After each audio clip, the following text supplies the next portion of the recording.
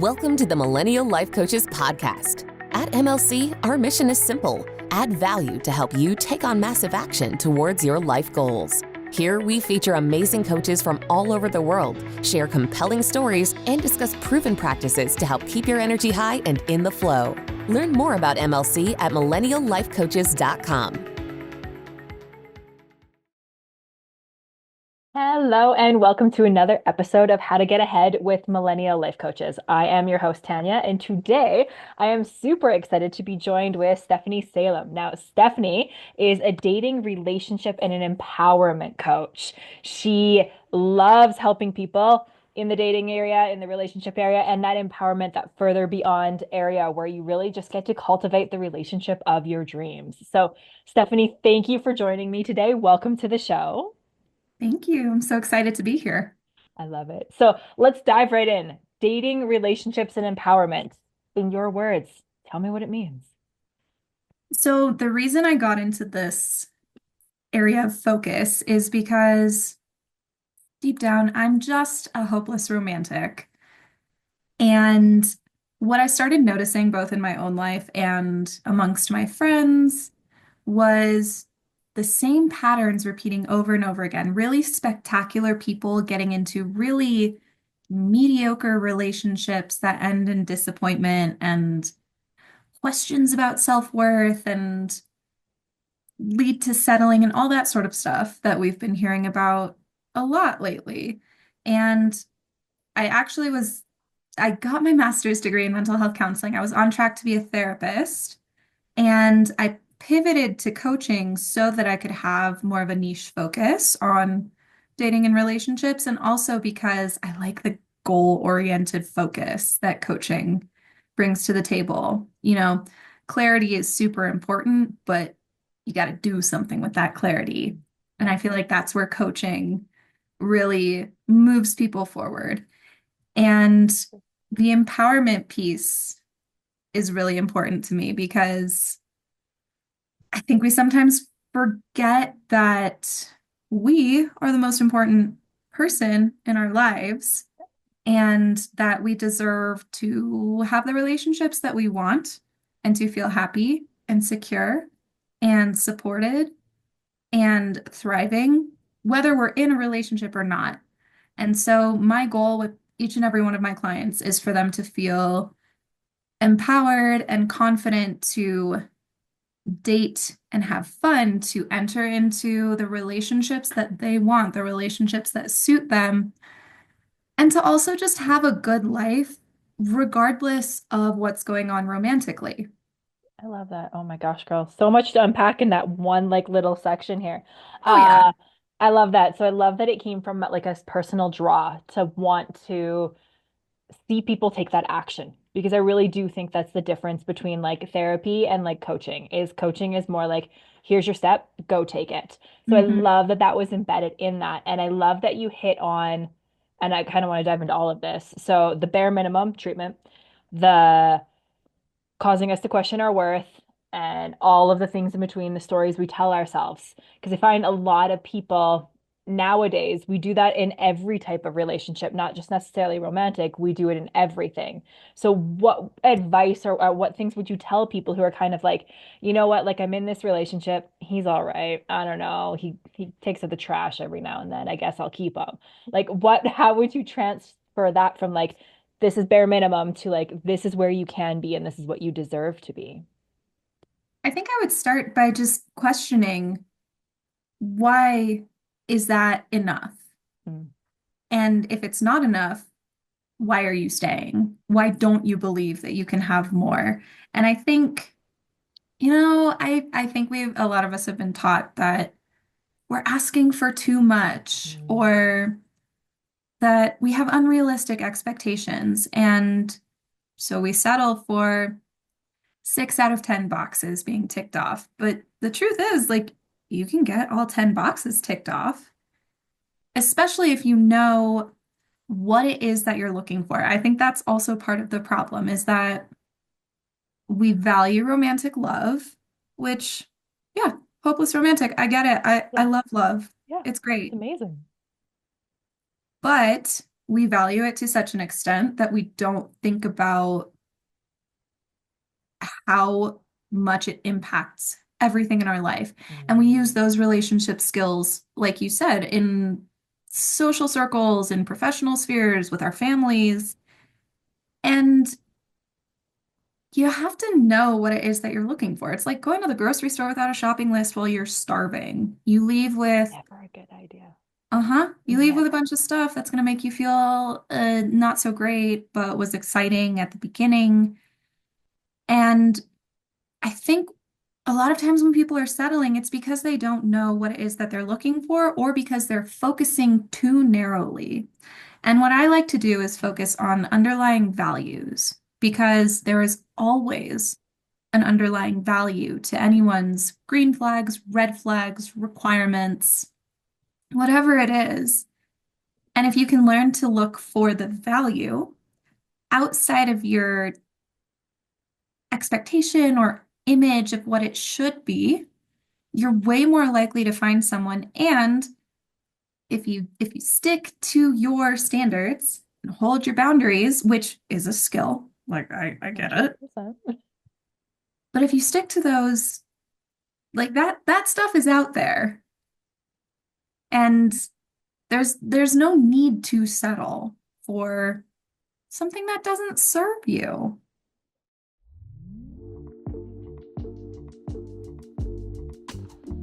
Hey there, if you've been stuck about how to get clients, how do you turn strangers into clients, I want to invite you to take my free From Crickets to Clients series class, and it's taking you through how to make a freebie funnel that leads to more sales. Now, before you go thinking it's going to be super techy or confusing, I want to let you know it's very simple to start creating a freebie, or what I call a pre-offer, that interests people in your services and makes them want to know more about you. And that is a great place to start if you are building up your audience and email list. So check it out at haleyrowe.com/live event, all one word, and can't wait to hear how it goes for you. And thank you, MLC, for featuring me. My name's Haley Rowe. I'm a marketing and sales coach. I'm also on Instagram at Haley_Rowe. Thanks so much. I love how you phrase that. So if I'm a listener out there and I'm like, hey, what she said sounds great in theory, but how do I connect back to my values? Like, how do I know that I'm in alignment and integrity with my values? What, how do we get there if we're not necessarily sure? Like, I think this sounds good, but you kind of said like we're either focusing too broad or we're focusing too narrow. How do we find that in between that aligns with our values? It's such a good question. I think I always like to start with clarity. I think that's the place to start when it comes to coaching, whether your goal is business or relationships, whatever it is, you have to know. Yeah. And so I'll ask my clients, what do you want out of a relationship? And I'll ask the bigger questions, like, how do you want to be treated? What do you envision your life looking like with this ideal partner? And I think the most important one that helps me get back to values is, how do you want to feel in your ideal relationship? I think we forget that, yes, it would be great to date someone who has financial security. Yes, we want to be with someone who shares our family values, but you also want to feel confident, secure, joyful, vulnerable, whatever it is. Those are really important pieces to seek out. And those can really guide you towards your values as well. Because if you want to feel like you can be vulnerable, safety is a huge value. Honesty is a huge value. Empathy is a huge value. So understanding what it is that you're looking for in a partner, in a relationship, and for yourself is probably the best place to start. Love that. And I really like how you connected it back to how do I want to feel? Because I agree. I feel like that's the missing piece that a lot of us, and I'm going to call people pleasers because I I've been there, done that. I know I own multiple t-shirts for that. But as people pleasers out there that are like, okay, yeah, but I just want them to feel good. Like I want to make sure that they're good, but we forget about how we feel. And that truly is so important in any kind of relationship. Absolutely. And, it's something that I see come up with most of my clients. It's something that I'm also a people pleaser You have the to my shirt. core. Worked really hard on that one because, it sounds corny. It's very therapist-y, but you can't take care of other people if you're not taking care of yourself. It's true. And I can tell you from experience that if you are focusing on making someone else happy, it will breed resentment. Like there's no question about that. And it sucks. Ugh, okay. So focusing on values, asking ourselves what we want to feel. Let's talk about the old patterns that tend to resurface, those lovely lessons that we keep replaying in different relationship with different relationships. Hmm. What kind of patterns have you seen? How do you break free from them? I think the biggest ones that I see, like you said, the people pleasing. And I'd say it's the people pleasing, anxious attachment behaviors, which we're hearing so much about attachment theory nowadays. Um, and kind of in line with both of those things, self-abandonment, which is that my needs are less important than their needs, or my happiness is less important than their happiness. My standards are less important than making them feel good. So, what I like to do is, those patterns, like you said, they're going to keep coming up and playing out until you're able to notice them in the moment, understand why that's happening, and learn to get what it is that you're looking for from a different mindset and a different behavior. So, a lot of times, especially with like the anxious attachment, the self-abandonment, the people pleasing, it's that people don't want to be abandoned. They want to feel loved. They want to feel worthy. And so they'll pursue people who feel familiar. And this is getting into the neuroscience. We don't like unfamiliarity. That is so scary to us. Even if it's uncomfortable and painful, we gravitate towards what feels familiar. So when you can understand that you are drawn to more of the same and understand, okay, I don't want to be abandoned. I want to feel loved. What is a different way that you can go about getting those things? And a lot of the time, the first thing I focus on is are you giving those things to yourself? Because so often we forget how much power we have to take care of ourselves. Wow. So just to follow up on that, what kind of things can we start doing to take care of ourselves, to bring that emotion back in, to maybe make ourselves, and I'll go with the attachment styles because you did bring it up, the anxiously attached. How do we make ourselves feel safe so that we're not anxious when it comes to a partner? So, first of all, I want to validate that like this is not easy work.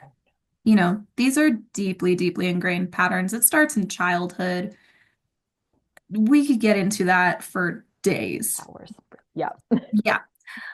But what it really is, it's a combination of having a whole lot of self-awareness. So knowing, oh, I'm feeling those tendencies coming up again, catching them before you act on them, understanding, showing it compassion. One of my coaches uses the phrase befriend and attend. So that's notice the behavior or the emotion, acknowledge it without judgment, and do what it needs.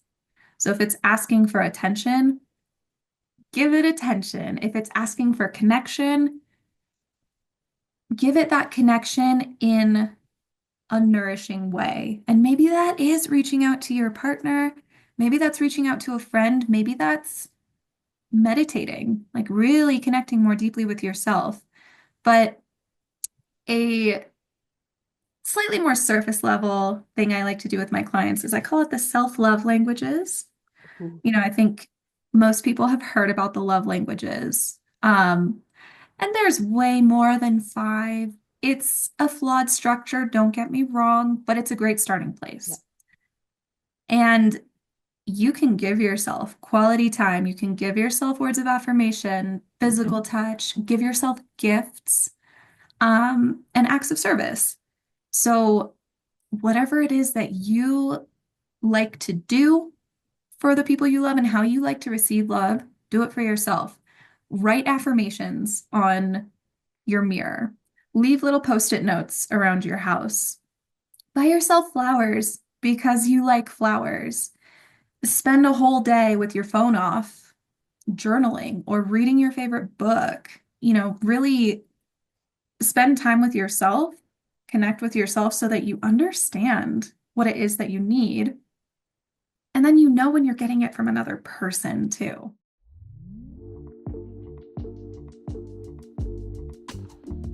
Hi, listeners.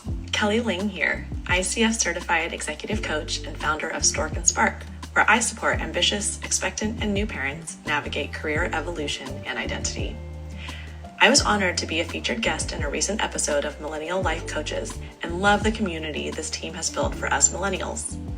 I'm excited to offer listeners a complimentary Power 20 session where we have 20 minutes together to tackle your big questions like how to tell work you're pregnant, how to return to work from parental leave with confidence, and how to actually enjoy being a parent and lean into parenthood and career as part of your identity. Find me on LinkedIn and send me a message mentioning this podcast and I'll share next steps. Cheers, y'all.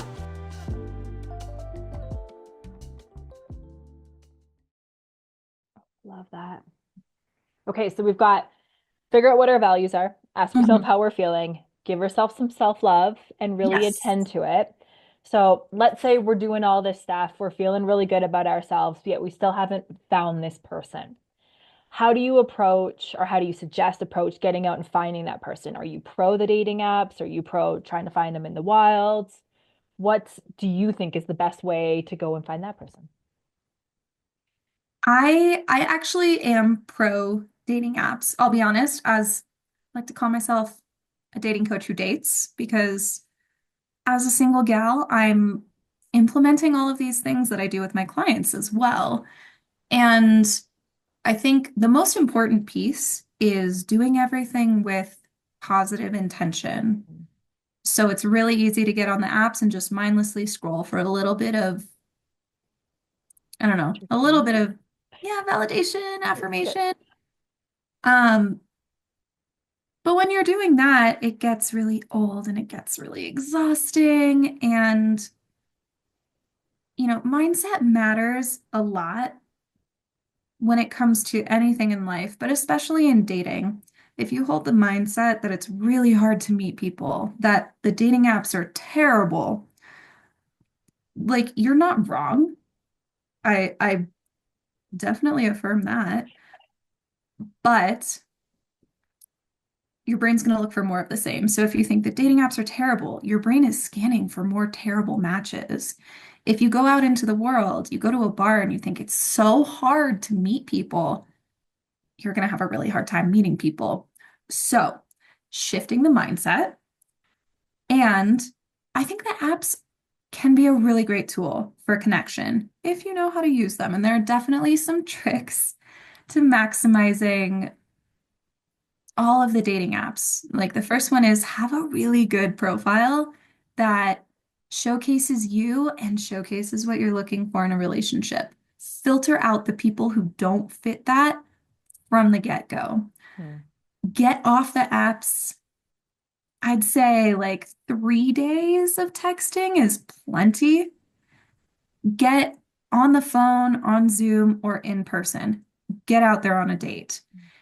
And if you're trying to date in the real world, which I think a lot of people are returning to that, do the things that you like to do. Join a run club. I know that's a big thing now. Join a run club, join a pickleball league, go to an art class, and go with the intention of enjoying your life, making new connections, romantic or otherwise, because you never know when you're going to find any kind of connection that could lead to something later on down the line. Maybe you just make friends at your pickleball league, and one of those friends introduces you to your future husband. Mm. You never know, but you have to be living your life. We can get really stuck in this idea of, I want to be in a relationship, I want to date, and it just eclipses everything else. And that is a surefire way to make dating really hard, really emotionally fraught. Mm. I love that. I feel like that kind of falls into line with how a lot of people will tell you it's when you stop looking and you start working on you, that's when they appear. And it's almost kind of the same because you're focused more on your mindset, what you're doing. I'm gonna make new connections, and then if this happens, cool, versus being like, I want to meet my person. Oh my gosh, where is he? Right. And I have some thoughts about it'll happen when you least expect it or when Okay, you stop looking. I Um, figured. right, because I think it's very patronizing because if you want to be in a relationship, you want to be out there dating, all the power to you, babe. I want that for you too. And like if you were looking for a job, if you were looking for new clients, if you were looking for a house, you wouldn't stop searching and hope that it falls into your lap. But the reason that that phrase works is, like you said, you start focusing your attention on your life, the things that make you, again, feel good. So you're living in alignment with what you want your life to be. Mm. And that makes it a lot easier to find someone who actually matches with that. You're feeling good, feeling happy, feeling secure, feeling like socially filled up. That energy radiates and it's going to draw in the people who really value that. I love that. Okay, let's talk about red flags. Hmm. Because who doesn't love a good couple one of those? So if you start noticing them, how soon do you encourage people to look away? Or if are they sometimes we're just jaded and we're looking for things to be wrong? What are your takes on the flags? Mm. Depends on the flags. Fair. Um, I think while you're searching, I tend to recommend that people think more about green flags than red flags. Because again, if you're focused on the red flags, you will find the red flags. But if you focus on the things you do want, you're more likely to find them. Mm. Exceptions being anything that makes you feel unsafe, anything that is manipulative or aggressive or violent, like hard no, never. Uh-uh. But once you're seeing someone and getting to know them, I think it depends on the red flag. Because if it's something like you want to have kids someday and you're dating someone who says they never want to have kids, That's a pretty big flag. that's a big one. It's time to walk away. But if it's something like you want to date someone who's taller than 6 feet and you're dating someone who's 5'7", why? Yeah. What is the height getting you? And this is where it comes back to the values. Like, is there something under that runs deeper than the superficial? Mm. Like, do you want someone, have you dated a lot of short people who lack confidence? So you're looking for someone who's confident. Great. Then that lack of confidence would be the thing that sets you off Yeah. and gives you pause. But it's a good question. Like, when do you actually walk away? I think it depends what you're looking for out of dating right now. And if you're looking for something serious and you spot a red flag that would get in the way of a serious relationship, why would you stay? True. Really? But if you're just trying to have fun, just trying to get to know new people, find companionship, be more social, like maybe you just want something physical, that's fine. You need to just look for the things that you want in a partner that suit what you're looking for out of dating right now. Okay. Let's talk about the actual date. So when you get to that point, maybe you've been talking for a couple days, you met in the wild or you met online, whatever, and you're kind of at that point of the date. What Okay. do's, do nots do you recommend for a date? So it's funny. I actually think that a short first date or shorter first date is what I'd recommend. And I say that as someone who has a tendency to go really deep really quickly. Okay. But I think something that's time constrained, like 2 hours or so, Okay. it takes a lot of the pressure off of, oh my gosh, what if we're here forever? What if this takes a while? What if I get bored? You're getting coffee, you're grabbing lunch, you're going for a walk around the park. And that's not to say that you can't have like a big, exciting first date. Like, do what feels right. But I would recommend keeping that first date focused because really all you need out of the first 3 dates is, do I like this person? Do they make me feel good? Do I want to see them again? That's all. We look at dates like maybe this is my person. Maybe I'll never have to go on a first date again. The interview. Maybe. Yes, you want to know everything up front, but you can't. Yeah. Okay, I like it. I Yeah. hate that we're hitting this 30-minute mark because I feel like there's so many more questions.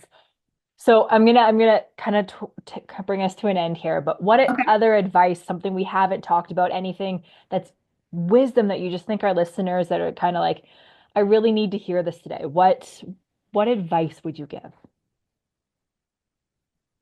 Just validate that we live in a dating era right now that is different. It's different from how our parents dated.